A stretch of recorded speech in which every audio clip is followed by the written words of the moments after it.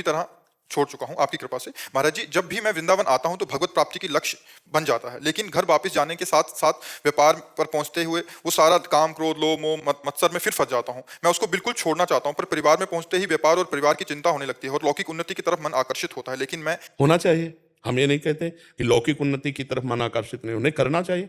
चक्रवर्ती सम्राट होकर अम्बरीश जी भक्ति करते हैं तो आपका कौन सा पद है? आप कितना, कौन सा कार्य, कौन सा व्यापार? चक्रवर्ती सम्राट और भगवान के ऐसे भक्त की सुदर्शन चक्र उनकी सेवा में क्या जाता है? नाम जप कर रहे हैं, शरीर से मेहनत कर रहे हैं, दिमाग लगा करके हम संसारिक कार्य कर रहे हैं। अर्जुन जी कह रहे हैं हम संन्यास लेंगे, भगवान ने कहा नहीं, गांडियों पर प्रत्यंचा चढ़ा और काट इनको। वो कह रहे हैं भिक्षा कान में पा करके आपका भजन करेंगे, युद्ध नहीं करेंगे। पूरी गीता इसी बात में सुलाई गई। कर्तव्य का पालन करना ही सबसे बड़ा धर्म है, और नाम जप करते हुए कर्तव्य के पालन लायक बुद्धि बनी रहती है। तो नाम जप कीजिए और भगवत प्राप्ति के लिए जितने कर्म कर रहे हैं वो उनको समर्पित करते रहिए। कर्म समर्पण और नाम जप ये गृहस्थ धर्म का भगवत प्राप्ति के लिए बहुत शुद्ध मार्ग है। जो हम कर्म कर रहे हैं वो भगवान को समर्पित करें और नाम जप करें। और रही कि वृत्ति बदल जाती है, तो देखो यहाँ जब आओगे सत्संग में तो यहाँ कुछ और वृत्ति होगी, और बाहर की हवा लगेगी तो कुछ और वृत्ति होगी। लेकिन बाहर की हवा हमको बदल ना सके, इसी के लिए हमको यहाँ की बात पकड़े रहना है। अगर नाम चलता रहा, हमारे अंदर नाम चलता रहा, तो लंका में भी कुछ हनुमान जी का नहीं बिगड़ा। प्रविश नगर की जय सब काजा और हृदय राख कौशलपुर राजा। भगवान का चिंतन कर रहे हैं, लंका का प्रभाव नहीं पड़ रहा हनुमान जी के ऊपर, लंका का प्रभाव नहीं पड़ रहा त्रिजटा के ऊपर, लंका का प्रभाव नहीं पड़ रहा विभीषण जी के ऊपर, लंका का प्रभाव नहीं पड़ रहा मंदोदरी के, लंका का प्रभाव नहीं पड़ रहा माल्यवंत के। ये सब भगवत प्रेमी महात्मा लंका में वास करते हैं कि वो भगवान का चिंतन करते। अंदर ही अंदर भगवान का चिंतन करो, बाहर से व्यापार, नौकरी, संसार का कार्य करो। कौन मना करता है? कायर पुरुष को भगवत प्राप्ति थोड़ी होती है। भगवान को जो प्राप्त करते हैं वो बहुत वीर पुरुष होते हैं, जो अंदर के शत्रुओं पर विजय प्राप्त करके बाहर भागवतिक व्यवहार करते हैं, वही साधु होते हैं, वही महात्मा होते हैं, भगवान के भक्त होते हैं। पहचाना थोड़ी जा सकता है, बाहरी वेशभूषा से तो पहचाना जा सकता है कि संत है, लेकिन आंतरिक स्थिति संत की नहीं पहचानी जा सकती, वो कहीं भी हो सकता है। तो ऐसा आप विचार मत कीजिए कि भगवत प्राप्ति के लिए हमको एक कार्य छोड़ना चाहिए।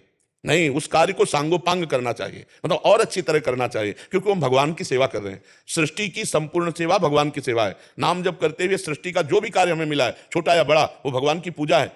हम खास बात अगरबत्ती घुमाना नहीं मानते, हम खास बात मानते हैं भगवान की आज्ञा का पालन करना। थोड़ी देर अगरबत्ती और आरती के मनमानी आचरण के कभी भगवान प्रसन्न होने वाले नहीं। भगवान की आज्ञा का पालन करते हुए अपने कर्तव्य का पालन करो, नाम जप करो, भगवत प्राप्ति ना हो जाए तो हमें बताना। अब थोड़ी देर हम पूजा कर लिया, इसके बाद पापाचरण कर रहे हैं, मनमानी आचरण कर रहे हैं, तो भगवान तुम्हारी पूजा के थोड़ी भूखे हैं, ये थोड़ी मिठाई रख दी, थोड़ी अगरबत्ती रख दी। यहाँ की सुगंध जो है ना, भगवान की श्रीअंग की सौरभ के आगे दुर्गंध जैसी है। अनंत ब्रह्मांडों का सृजन एक सेकंड में भगवान ने कर दिया। उनको कुछ चाहिए क्या? अरे अनंत ब्रह्मांडों का भरण पोषण वो कर रहा है, वो केवल आपका भाव देख रहा है। अगर आप उनकी आज्ञा का पालन करते हो और एक रोटी भी समर्पित कर देते हो, एक तुलसी दल समर्पित कर देते हो, एक फल समर्पित, बहुत है, काफी उनके लिए। उनको एक पहाड़ है हमारे विश्व में जो हमारे शास्त्रों में आता है, सुमेर पर्वत, 4 लाख योजन का है। किलो 2 किलो सोना हम भगवान में चढ़ाते तो बड़ा गर्व करते। 4 लाख योजन का तो एक पहाड़ है। एक योजन का मतलब 4 कोस होता है, एक कोस में 3 किलोमीटर होते हैं। 4 लाख योजन, और चौड़ा भी इतना ही है। और पृथ्वी को रत्न गर्भा कहा गया है। जैसे तांबा निकलता है, ऐसे इसमें सोना निकलता है, ऐसे इसमें रत्न निकलते हैं। ये रत्न गर्भा है। क्या भगवान को हम किससे रिझाएं? सोना चांदी रुपया पैसा खान पान सामग्री से अगर भगवान रिझते तो धनियों के घर में बैठे होते भगवान, नहीं। लेकिन आज तक ऐसा प्रमाण नहीं मिला। भगवान जब मिले तो भाव वाले को मिले, वो धनी हो या निर्धन हो, भाव वाले को मिले। तो इसलिए खूब अच्छा भाव करो और नाम जप करो, और जो आपको काम मिला है, जैसे आपके परिवार में 8 लोग हैं, 10 लोग हैं, उनको भगवत भाव से सबकी कामनाओं को पूर्ण करो। उनके प्रति भगवत भाव कर ले, बस भगवत प्राप्ति हो जाएगी। सब में बिजली वही है, परमात्मा बिजली वही, बस इतना समझना। कहीं भाग के नहीं जाना।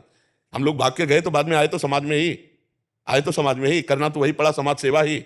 मरने के पहले समाज सेवा करके जाना पड़ेगा, क्योंकि समाज का अन्न खाया, समाज का वस्त्र पहना, समाज में जियो, समाज में पैदा हुए तो समाज में ही मरो, और समाज को दे के जाओ जो कमाया है।